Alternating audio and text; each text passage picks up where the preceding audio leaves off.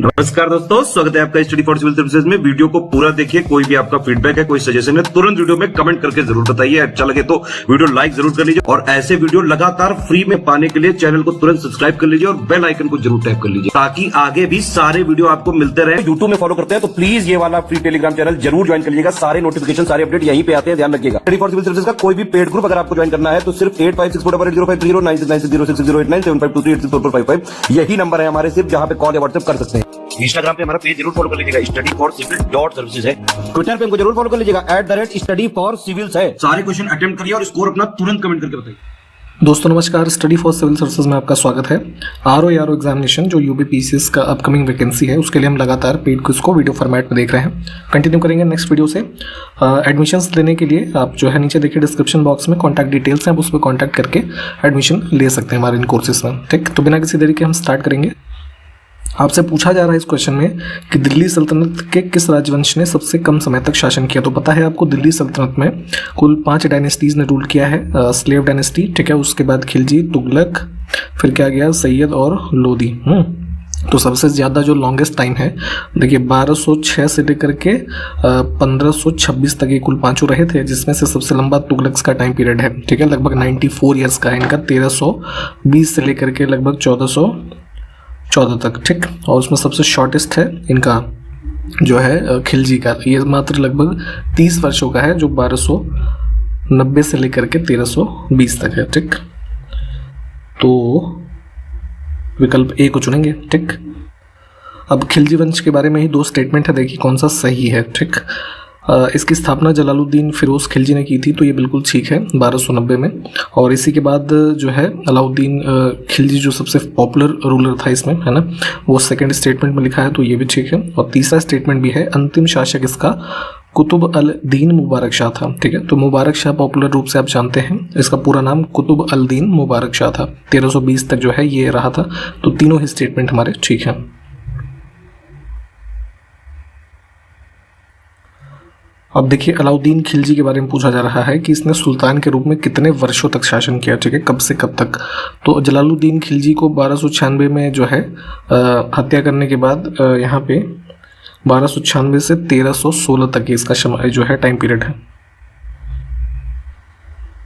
आगे देखिए कि निम्नलिखित में से किसने दिल्ली के हौज खास का निर्माण करवाया था। ठीक है, वर्तमान में भी आप देखेंगे तो साउदर्न दिल्ली में हौज खास विलेज नाम से पॉपुलर एरिया है। ठीक है, तो इसका निर्माण से संबंधित कौन है, अलाउद्दीन खिलजी। डी विकल्प को चुनेंगे। इसके अलावा दिल्ली में काफ़ी जो फेमस आर्किटेक्चर्स जो इससे रिलेटेड हैं इसके द्वारा बनवाए गए, जैसे एक सीरी फोर्ट और अलाई दरवाज़ा, फिर कुव्वतुल इस्लाम जो मस्जिद है, कुतुब कॉम्प्लेक्स पूरा जो है कह लीजिए रेनोवेशन, और अलाई मीनार, ये सब इससे ही संबंधित है। सबको ध्यान रखिएगा। अब है कि इसमें से किस शासक ने दिल्ली में अपने शासन के दौरान शराब पीने और बेचने पर रोक लगा दी थी। ठीक है, तो अल्कोहल को काफ़ी जो है बुरा मानता था अलाउद्दीन खिलजी ही, यही उत्तर हो जाएगा। इसने ही बैन किया था बेचने पे और पीने पे भी। देखिए इस क्वेश्चन का आंसर अभी आपको ऊपर बताया गया। सभी के सभी आर्किटेक्चर जो है ये अलाउद्दीन खिलजी के काल में बनवाए गए। अब यहाँ पे देखिए गलत युग्म को चुनना है हमें। तो अलाउद्दीन खिलजी के समय का जो प्रशासन था उससे संबंधित ये डिपार्टमेंट्स हैं और उसको हेड करने वाले जो है कौन कहा जाता था, ये सब यहाँ पे पेड़ बना के लिखा हुआ है। तो दीवान वजारत, दीवान इंशा, ये सब तो ठीक है। दीवान रसालत के लिए लिखा है कि हेडेड बाय मिलिट्री इंचार्ज, ये गलत है। दीवान रसालत में बेसिकली ऐसे समझिए कि जो वो होता था ये आपका जैसे वर्तमान में एम्बेसडर होते हैं ना, वैसे ही उस समय पड़ोसी राज्यों में भेजे जाने वाले जो पत्र होते थे उसका प्रारूप तैयार करना तथा विदेशी राजपूतों से संपर्क रखने वाला अधिकारी जो है वो इस डिपार्टमेंट से संबंधित था। ठीक, तो इसको चुनेंगे। ये इसमें गलत दिया हुआ था। अगर बात करें सैन्य प्रभारी की अध्यक्षता, यानी कि जो ये मिलिट्री डिपार्टमेंट का हेड था, तो उस डिपार्टमेंट का नाम था दीवान आरिज, है ना, और उसका जो चीफ होता था उसको आरिज ए मुमालिक कहते थे। तो इसको ध्यान रखिए। अब है कि दिल्ली सल्तनत के दौरान निम्नलिखित में से किसको बरीद कहा जाता था। ये टर्म्स देखिए इंपॉर्टेंट हैं, कई बार ऐसे छोटे छोटे टर्म देकर के एग्जाम में आपसे क्वेश्चंस पूछे जाते हैं। ठीक है, तो होता तो छोटा सा ही है लेकिन अब वहाँ पे याद नहीं आएगा फिर आपको, तो इस वजह से इनको डिटेल में जो है या अच्छे से याद करना ज़रूरी होता है। तो बरीद होते थे स्पाई यानी कि जासूस। ठीक, एक जो है ये होता था बरीद मुमालिक का टर्म भी होता था, जो गुप्तचर विभाग का प्रमुख अधिकारी होता था, इसको भी कहते थे। अब यहाँ पे दो स्टेटमेंट है एकता प्रणाली के बारे में, है ना, एकतादारी, इसके संबंध में कौन सा कथन सही है? तो देखिए एकतादारी का सिस्टम बेसिकली मिलिट्री से एसोसिएट करके पढ़ा जाता है, जो मुस्लिम रूल भारत में रहा। अगर हम सबसे इसके स्टार्ट की बात करें तो एकतादारी व्यवस्था का आरंभ मोहम्मद गोरी के टाइम पीरियड से माना जाता है, ठीक। तो अलग अलग शासकों के द्वारा जो है इसके अलग अलग तरीके से इसको इस्तेमाल किया गया। और देखिए तो जो स्टेटमेंट है पहला है कि यह विकेंद्रीकरण का एक शक्तिशाली साधन था। तो बेसिकली देखिए विकेंद्रीकरण नहीं बल्कि केंद्रीकरण की दिशा में इसको था। टेरिटरीज को जो है यहाँ दूसरे स्टेटमेंट में देखिए कि यह सुल्तानों और अमीरों यानी कि जो उनके नोबल्स होते थे, है ना, और मुख्य रूप से कह लीजिए उनके जो विश्वसनीय लोग होते थे उनके बीच जो टेरिटरीज संबंधित शासक की होती थी उसको बांटा जाता था, ठीक है। परंतु वही कुल जो एरियाज हैं वो मिल करके उस शासन का जो है कंप्लीट एक तरीके से स्ट्रक्चर बनाते थे। तो सेंट्रलाइजेशन टर्म यहाँ पे यूज़ होना चाहिए था। देखिए एकतादारी को डिटेल में भी पढ़िएगा, कई सारे फैक्ट्स इससे लगातार पूछे जाते हैं, तो इसलिए जानना ज़रूरी है। फिलहाल दूसरा स्टेटमेंट हमारा सिर्फ इसमें सही होगा।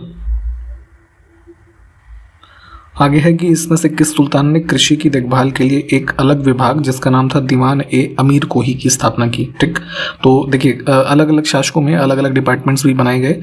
उसी क्रम में जब तुगलक डायनेस्टी में आप देखेंगे तो मोहम्मद बिन तुगलक के द्वारा जो है एक डिपार्टमेंट क्रिएट किया गया एग्रीकल्चर के लिए, दीवान ए अमीर कोही, ठीक। और मेन ऑब्जेक्टिव जो इसका था ये कि जो हमारा ये था मतलब लैंड एरिया कल्टीवेशन के लिए जो यूज किया जा सके उसको इंक्रीज करना, ठीक। आगे देखिए निम्नलिखित में से किसको हाल ही में चुनाव आयुक्त के रूप में नियुक्त किया गया है? तो इलेक्शन कमीशन ऑफ इंडिया का स्ट्रक्चर ऐसा होता है कि इसमें देखिए एक होते हैं चीफ इलेक्शन कमिश्नर, ठीक, और 2 इलेक्शन कमिश्नर्स होते हैं, ठीक है। तो अभी नवंबर में अरुण गोयल को जो है अपॉइंट किया गया है इलेक्शन कमिश्नर के रूप में। तो एक ये हैं, दूसरे इलेक्शन कमिश्नर हैं अनूप चंद्र पांडे, और चीफ इलेक्शन कमिश्नर जो वर्तमान में है भारत के राजीव कुमार, ठीक। आगे है कि इलेक्शन कमीशन ऑफ इंडिया जो है उसकी स्थापना किस तिथि को की गई थी संविधान के अनुसार, ठीक है। तो आपको पता है कॉन्स्टिट्यूशन का जो आर्टिकल 324 है वो संबंधित है इलेक्शन कमीशन ऑफ इंडिया के कॉन्स्टिट्यूशन से। और डेट देखिए इंपॉर्टेंट होती है, जैसे नेशनल फ्लैग का मतलब अपनाया गया, नेशनल सॉन्ग, है ना। तो वैसे इलेक्शन कमीशन ऑफ इंडिया 25 जनवरी जो है 1950 को स्टैब्लिश किया गया। अब यहाँ पे है कि भारत में राष्ट्रीय मतदाता दिवस कब मनाया जाता है? नेशनल वोटर्स डे, तो ये भी होता है 25 जनवरी को ही। अब देखिए ये है कि लोकसभा और राज्यों की विधानसभाओं के चुनाव वयस्क मताधिकार यानी कि एडल्ट फ्रेंचाइज होती है, 18 साल से ऊपर के लोग ही वोट करेंगे, ठीक है। तो इन दोनों हाउसेस के चुनाव वयस्क मताधिकार पर आधारित होंगे। यह प्रावधान किस अनुच्छेद में दिया गया है? तो हमारे संविधान के भाग 15 में आर्टिकल 324 से लेकर के 329 के मध्य कुल प्रावधान इलेक्शन कमीशन के संदर्भ में दिए हुए हैं, ठीक है। तो उसी क्रम में जो यहाँ पे ये क्वेश्चन पूछा गया है तो ये प्रावधान दिया गया है आर्टिकल 326 में।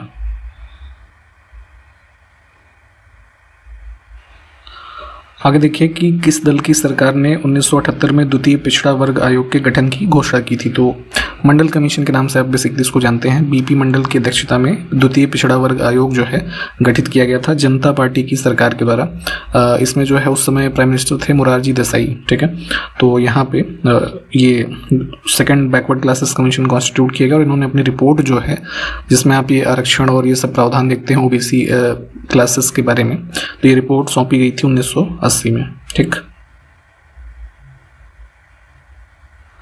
अभी वर्तमान में भारत में कितने राजनीतिक दलों को राष्ट्रीय दल का दर्जा प्राप्त है यानी कि नेशनल पार्टी का स्टेटस उनको मिला है?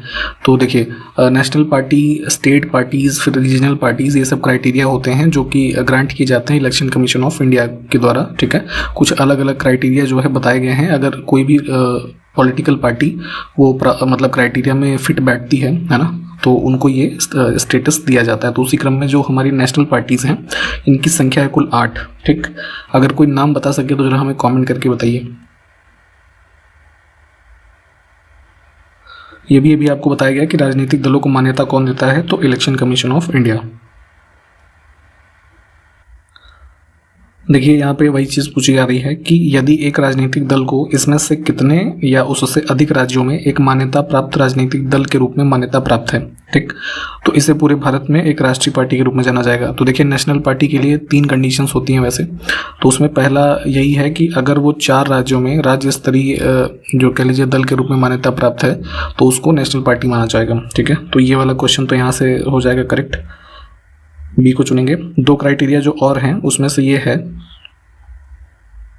कि जैसे लोकसभा में 2% सीट्स उस पार्टी ने जीती हों और ये 2% सीट 3 अलग अलग राज्यों से प्राप्त हुई हों उस पार्टी को, ठीक। और तीसरा एक जो क्राइटेरिया होता है कि लोकसभा या फिर विधानसभा के जो इलेक्शंस होते हैं तो 4 या उससे अधिक राज्यों में जो वैलिड वोट उस पार्टी को प्राप्त हो वो 6% होना चाहिए, ठीक है। साथ के साथ किसी एक राज्य में या अन्य मतलब 2-3 राज्यों से मिलाकर के लोकसभा में 4 सीट उसको मिली होनी चाहिए।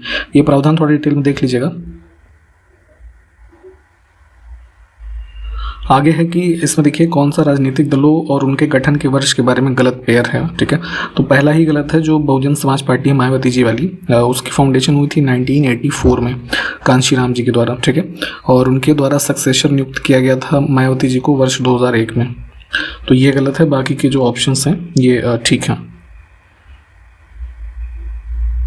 आगे है कि कोल्डिहवा नामक प्रागैतिहासिक स्थल निम्नलिखित में से किस राज्य में स्थित है। तो प्रयागराज जिला जो है उसमें बेलन नदी है ना, तो बेलन घाटी में ही कोल्डिहवा तथा एक और साइट है मागरा, है ना, ये दोनों स्थित हैं। आगे है कि भारत के सबसे पुराने 16 महाजनपदों में से कितने महाजनपद वर्तमान उत्तर प्रदेश में स्थित थे। तो देखिए 16 महाजनपद आप पढ़ते हैं अलग अलग, तो उसी में से जो उत्तर प्रदेश का वर्तमान टेरिटरी है उसमें पाए जाने वाले जो क्षेत्र थे उस समय महाजनपदों के, उनकी कुल संख्या 8 है। इसकी लिस्ट एक बार देख लीजिएगा, ठीक। उस स्थान का नाम बताना है जहां बौद्धों का मानना है कि गौतम बुद्ध ने अपनी मृत्यु के बाद परिनिर्वाण प्राप्त किया था, ठीक। तो गौतम बुद्ध जी की जो डेथ से एसोसिएटेड स्थल है वो है कुशीनगर। अब देखिए उत्तर प्रदेश के इटावा, फर्रुखाबाद, शाहजहांपुर, हरदोई, पीलीभीत, इन जिलों में कौन सी बोली प्रचलित है। तो उत्तर प्रदेश राज्य में कुछ क्षेत्रीय बोलियां हैं और अलग अलग जो हमारे ज़िले हैं उनमें बोली जाती हैं। तो यहाँ पे कन्नौजी जो है ना, ये इन जिलों में बोली जाती है। इसके अलावा कानपुर में भी बोली जाती है, ठीक। इसमें देखिए उर्दू को किस वर्ष में उत्तर प्रदेश राज्य की दूसरी राजभाषा घोषित किया गया, यानी कि ऑफिशियल लैंग्वेज। तो 2 हमारी ऑफिशियल लैंग्वेजेस हैं उत्तर प्रदेश स्टेट की, एक है देवनागरी हिंदी और दूसरा उर्दू। तो देखिए जो हिंदी है उसको तो सबसे पहले डिक्लेयर किया गया था अक्टूबर 1947 में, बाद में उसके ऑफिशियल यूसेज के लिए सभी जो कार्यालय वगैरह है उसमें अनिवार्य उसको किया गया था 1968 से, ठीक है। और उसके बाद ध्यान रखेंगे कि आगे चल करके उत्तर प्रदेश राजभाषा संशोधन अधिनियम हुआ था 1989 में, है ना। तो इसके माध्यम से उर्दू को जो है सेकंड जो हमारी ऑफिशियल लैंग्वेज है ये डिक्लेयर किया गया। तो बी विकल्प। आगे देखिए कि SDG इंडिया इंडेक्स किसके द्वारा विकसित किया गया है। तो जो 17 सस्टेनेबल डेवलपमेंट गोल्स आप देखते हैं उसके इम्प्लीमेंटेशन जो हो रहे हैं भारत में, ठीक है। तो उसके लिए नोडल जो हमारा इंस्टीट्यूशन है वो भी नीति आयोग है और उसी में भारत में इन जो राज्यों के द्वारा इसके अचीवमेंट के लिए जो गोल्स हैं, जो स्टेप्स लिए जाते हैं, उसके संबंध में एक इन्होंने जो ये इंडेक्स विकसित किया है जिसमें अलग अलग प्रकार की रैंकिंग्स दी जाती हैं, ठीक। तो ध्यान रखेंगे नीति आयोग करेक्ट हो जाएगा।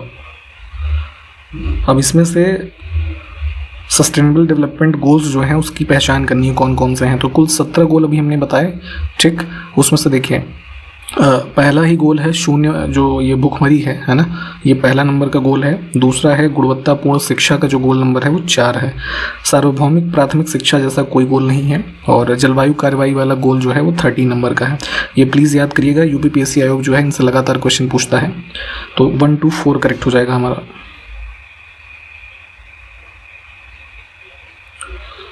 इसका आंसर आपको पता ही होगा 17। अब इसमें देखें कि विश्व में बॉक्साइट का सबसे बड़ा उत्पादक देश कौन सा है। मिनरल ये जो डेटा होता है इस पे लगातार क्वेश्चंस आते हैं। उसी क्रम में अब हम बॉक्साइट की बात करें तो सबसे ज़्यादा जो प्रोडक्शन है ऑस्ट्रेलिया सबसे टॉप पे होता है। इसमें सेकंड पे गिनी है, फिर चाइना है। 4th पोजीशन पे कौन है जरा आप हमको ये बताइए। इंडिया की रैंकिंग इसमें 5वीं है। अब है कि भारत में जिप्सम और चांदी के अयस्क का एक बड़ा हिस्सा किस राज्य से निकाला जाता है।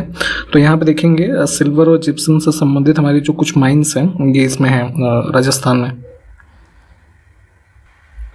इसमें दो स्टेटमेंट है, कौन सा सही है ये देखना है। तो देखिए अभ्रक यानी कि माइका की बात हो रही है। माइका कोडरमा जो कि ये कोडरमा माइंस झारखंड में यहाँ प्रचुर मात्रा में पाया जाता है, ये कहा जा रहा है स्टेटमेंट में। तो ये बिल्कुल ठीक है, कोडरमा माइंस में आपको ये माइका मिलेंगे। दूसरा है धारवाड़ पेट्रोलियम के लिए प्रसिद्ध है, ठीक है। तो धारवाड़ जो संबंधित है कर्नाटका से। यहाँ पे अगर हम मिनरल्स की बात करें तो आयरन, मैग्नीशियम और मैग्नीज जो है ये चीज़ें पॉपुलर हैं। पेट्रोल नहीं पाया जाता है यहाँ, है ना। तो दूसरा हमारा जो है ये गलत हो जाएगा।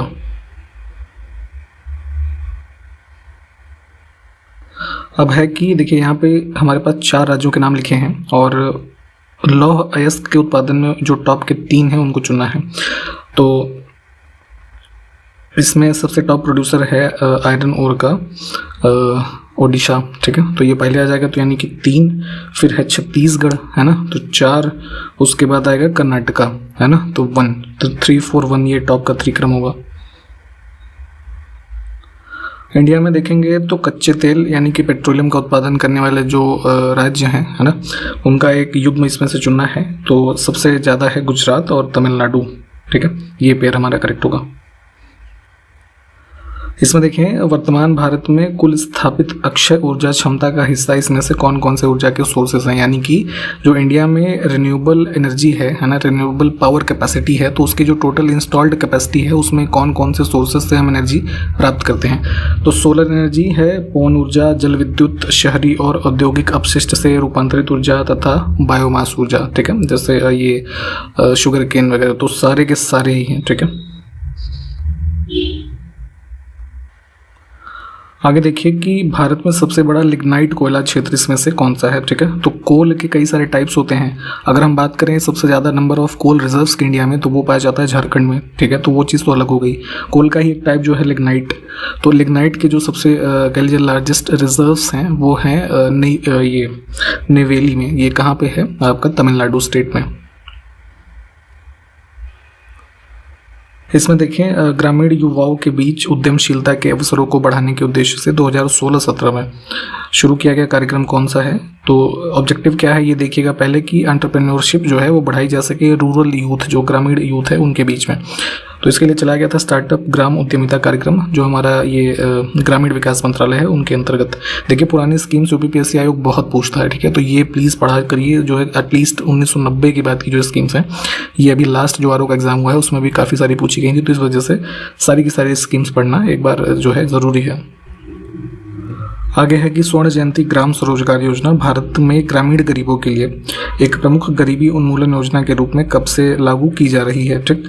ऑब्जेक्टिव ध्यान दीजिएगा, स्वर्ण जयंती ग्राम स्वरोजगार योजना ग्रामीण क्षेत्र के संबंध में इसको भी स्टार्ट किया गया था 1999 में, ठीक है। अटल बिहारी वाजपेयी जी की गवर्नमेंट जो है।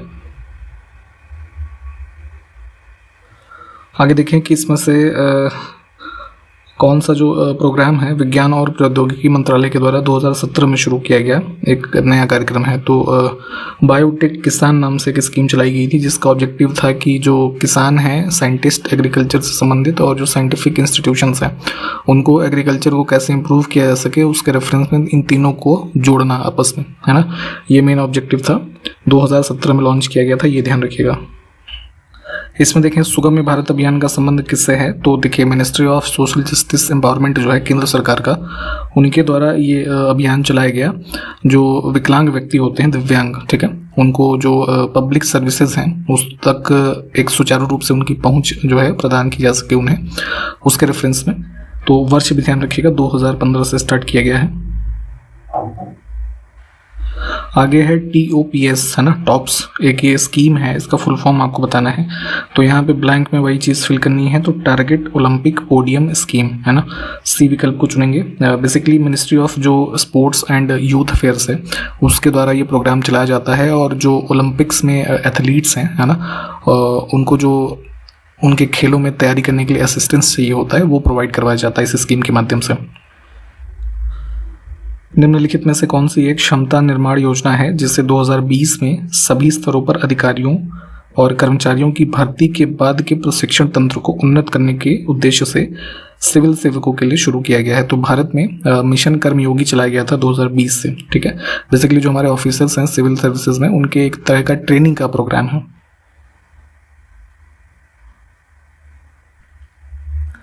भारत सरकार के द्वारा वर्ष 2021 में भीमराव अम्बेडकर जी की पुण्यतिथि, जिसको महापरिनिर्वाण दिवस के रूप में भी भारत में मनाया जाता है। तो पहली बात यही चीज़ को ध्यान रखिएगा।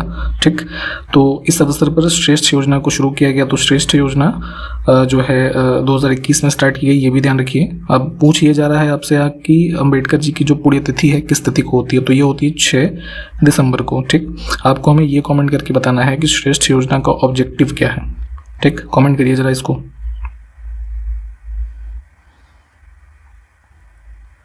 आगे है वर्ष 2021 में शुरू की गई भारत गौरव योजना किस केंद्रीय मंत्रालय से संबंधित है।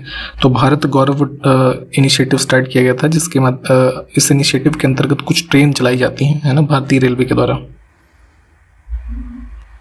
आगे है स्वनिधि से समृद्धि कार्यक्रम के बारे में सही कथन को चुनना है। देखिए 2 स्टेटमेंट है।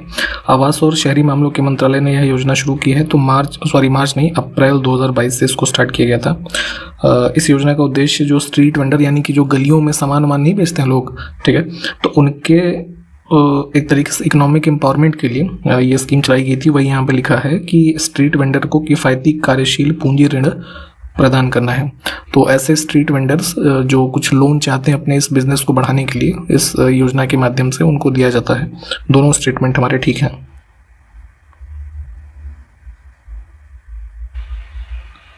इसमें देखें पीएम वानी योजना का उद्देश्य क्या है। तो जो है उसमें 2021 में इस स्कीम को स्टार्ट किया गया था।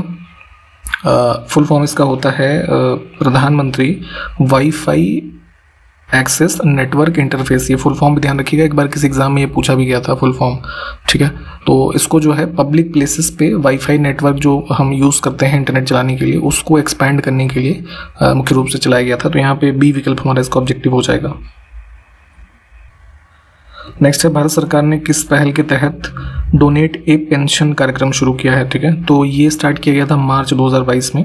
इसमें बेसिकली क्या है कि जो प्रधानमंत्री श्रम योगी मानधन स्कीम है, विकल्प ए, इसके अंतर्गत इसको चालू किया गया है। इसमें बेसिकली जैसे आपके कोई ड्राइवर है ना, सहायक है, या कोई अन्य प्रकार का डोमेस्टिक हेल्प में आपके वर्कर जो काम करता है आपके साथ, तो उसके एक जो ये होता है ना फ्यूचर के लिए जो अपना इन्वेस्टमेंट करता है वो, तो उसमें आप अपने जो कह लीजिए इनकम से कुछ प्रीमियम जो उसका है उसमें भुगतान कर सकते हैं। इसके लिए एक ये स्कीम चलाई गई थी।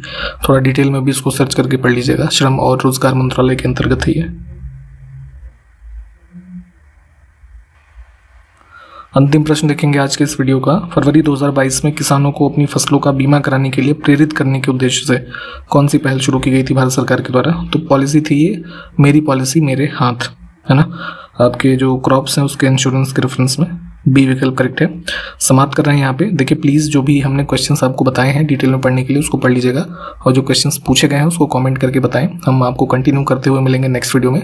तब तक के लिए नमस्कार, जय हिंद।